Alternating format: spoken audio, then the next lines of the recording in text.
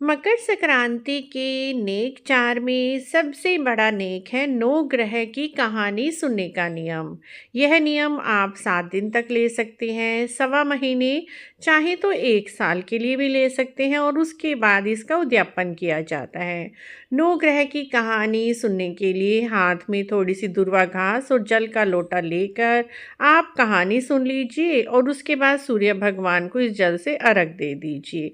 बाद में इसका उद्यापन किया जाता है और कहानी भी हम इसी वीडियो में आपसे आगे शेयर कर रहे हैं।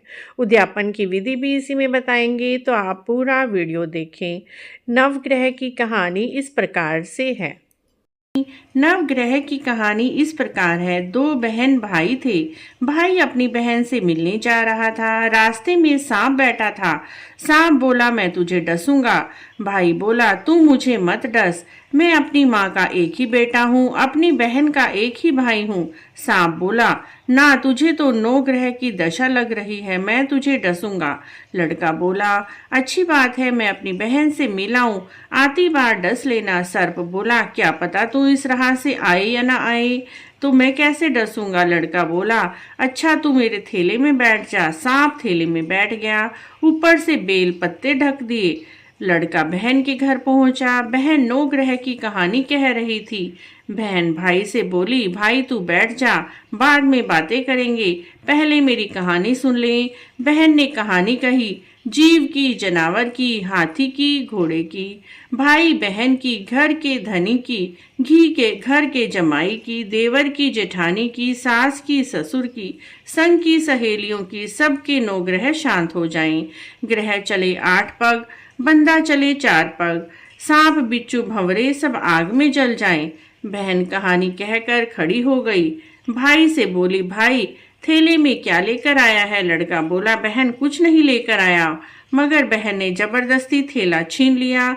जब उसने थैला खोला तो देखा बेल पत्ते के केले संतरे बन गए और सांप का बन गया हीरो का हार। केले संतरे बच्चे को खाने को दिए और हार खुद पहनकर चल दी। वह हार पहनकर आई तो भाई बोला, बहन तू तो बहुत गरीब थी, इतना महंगा हार कहाँ से लाई। बहन बोली, हाँ भाई, मैं तो गरीब ही थी और अब भी गरीब ही हूँ, तू ही मेरे लिए लेकर आया है। भाई बोला, नहीं बहन, मैं तो हार नहीं लाया, मैं तो अपनी मौत लाया था। तेरी कहानी कहने से ये नाग हार बन गया, ये तो तेरे भाग का है, तू ही रख। बहन भाई से बोला, भाई तुम्हारी 9 ग्रह की दशा लग रही है, मेरी भाभी से कहना, वह भी 9 ग्रह की कहानी कह लेगी। लड़का घर गया और अपनी पत्नी से बोला, हमारी 9 ग्रह की दशा लग रही है, हम 9 ग्रह की कहानी कहेंगे, तू कहेगी और मैं सुनूंगा, और मैं कहूंगा तू सुनेगी। चावल चीनी के दाने ले आ, लोटा भर के पानी ले आ। उसकी पत्नी चावल चीनी के दाने ले आई, लोटा भर के पानी ले आई। उन्होंने कहानी कही, जीव की, जानवर की, हाथी की, घोड़े की, कुत्ते की, बिल्ली की, देरानी की, जेठानी की, सासू की, ससुर की, घर के धनी की, बहन की, भाई की, सबके 9 ग्रह शांत हो जाएं। ग्रह चले 8 पग, बंदा चले 4 पग, सांप बिच्छू भंवरे सब आग में जल जाएं। आज वार शनिवार, रविवार, सोमवार, मंगलवार, बुधवार, बृहस्पतिवार, शुक्रवार, शनिवार, 8 वारों को नमस्कार।